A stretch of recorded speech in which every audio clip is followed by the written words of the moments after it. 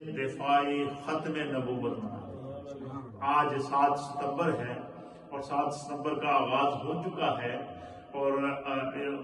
جو ہے وہ 7 ستمبر کو یوم دفاع ختم نبوت ہے۔ اس لیے آج کی اس خوبصورت مجلس کو ہم قائد ملت اسلامیہ علامہ شاہ احمد نورانی صدیقی رحمۃ اللہ تعالی علیہ اور بالخصوص تمام پاکستان کی 74 کی وہ اسمبلی، اس کے اندر وہ تمام سیاسی کارکنان، وہ سیاسی ممبران پارلیمنٹ، چاہے ان کا تعلق پیپلز پارٹی سے تھا، یا ان کا تعلق مسلم لیگ سے تھا، یا ان کا تعلق جمعیت علماء پاکستان سے تھا، یا ان کا تعلق جمعیت علماء اسلام سے تھا،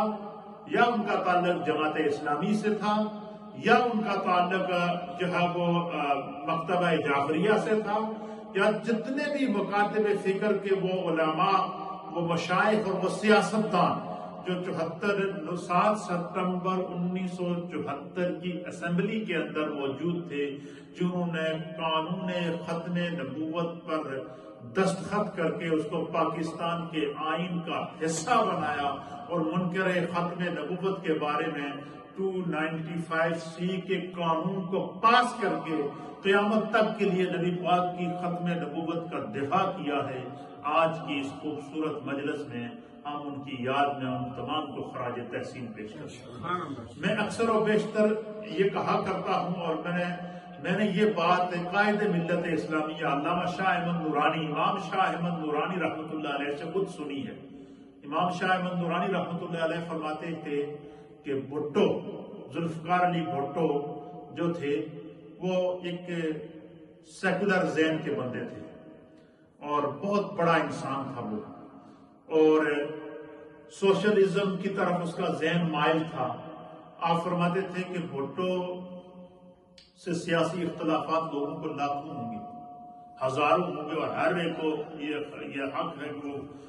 جو ہے وہ اپنی جماعت کا بھی دفاع کرے اور اپنے اصولوں کا بھی دفاع کرے، لیکن میں نے خود علامہ شاہ احمد نورانی رحمۃ اللہ علیہ سے سنا ہے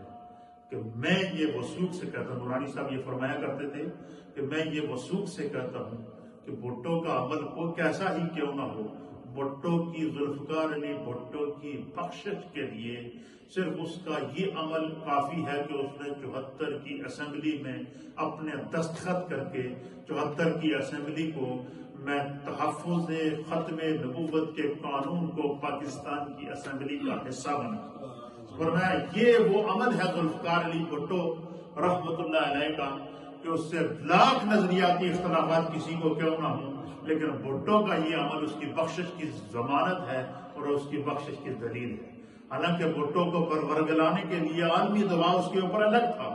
پوری دنیا کی طرف سے اس پر دباؤ ڈالا جا رہا تھا، اور پھر منکرین ختم نبوت طرح طرح سے اس کو گھیرے ہوئے تھے، ان کی جڑیں پھیلی ہوئی تھی ہر جگہ پہ، لیکن ذوالفقار علی بھٹو جب قائل ہو گیا، جب اسے علامہ شاہ احمد نورانی نے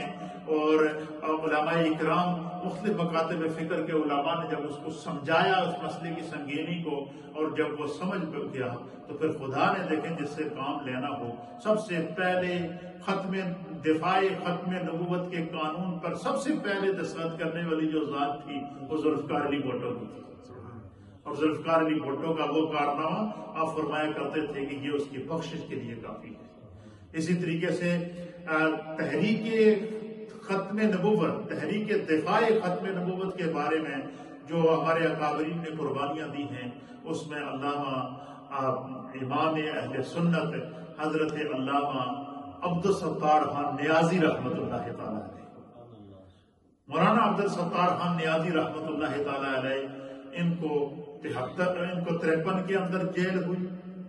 پھر جو ہے وہ تحریک اتنا زور پکڑ گئی ہے کہ اس تحریک کے اندر ان کو طرح طرح کی جو ہے وہ مشکلات سے گزرنا پڑا، پھر جو ہے وہ ایک وقت ایسا آیا کہ مولانا عبدالستار خان نیازی کو سزائے موت دی گئی۔ کیا دی گئی؟ سزائے موت دی گئی، اور صرف اسی تحریک کی پاداش کے اندر، جیل کے اندر آپ نے زندگی گزاری، سزائے موت تک گزارنی پڑی، پھر ہمارے اکابرین نے اس کے لیے قربانیاں دی ہیں۔ تو یہ جو بتانے کی آپ کو مقصد ہے کہ یہ جو پاکستان ہے، ملک خدا داد پاکستان، ملک خداداد اس کو کہتے ہیں کہ جو خدا کی طرف سے تحفہ. روئے زمین کے اوپر کتنی کنٹریز میں نے آپ کو بتائی تھی؟ 203 کنٹریز کے اندر ریاست مدینہ کے بعد، ریاست مدینہ کے بعد روئے زمین کے اوپر پاکستان وہ پہلی کنٹری ہے جس کو اسلام کے نام پر حاصل کیا. اور اس کے لیے ہمارے اکابرین نے 1940 کی بنارس سنی کانفرنس، اسی طریقے سے 1946 کی سنی کانفرنس، اس کے اندر صدر الافاضل مولانا محمد نعیم الدین مراد آبادی رحمۃ اللہ علیہ، اور اسی طریقے سے علامہ شاہ احمد نورانی صاحب رحمۃ اللہ علیہ کے والد ماجد، اور اسی طریقے سے جو اب ہمارے اکابرین نے باقاعدہ بنارس کی سنی کانفرنس میں یہ فتویٰ دیا تھا کہ اگر بالفرض پاکستان کو آزاد کرنے کے لیے، تحریک پاکستان کے لیے بالفرض ایسا موقع آ جائے کہ قائد اعظم محمد علی جناح کوئی کسی سیاسی مصلحت کی بنا پر اگر وہ تحریک سے دستبردار ہو جائے تو عوام اہل سنت، علماء اہل سنت اور مشائخ اہل سنت اس تحریک سے دستبردار نہیں. پھر انہوں نے فتویٰ دیا تھا کہ جو بندہ تحریک پاکستان میں مسلم لیگ کو اس وقت ووٹ نہیں دے گا، فرمایا کہ اس کی نہ بیعت جائز ہوگی نہ اس کی نماز جائز ہوگی، کیونکہ ہم نے یہ ملک اسلام کے نام پر حاصل کرنا ہے. اور ہر ایک کا یہ نعرہ ہوتا تھا کہ پاکستان کا مطلب کیا؟ لا الہ الا اللہ. دستور ریاست ہوگا کیا؟ محمد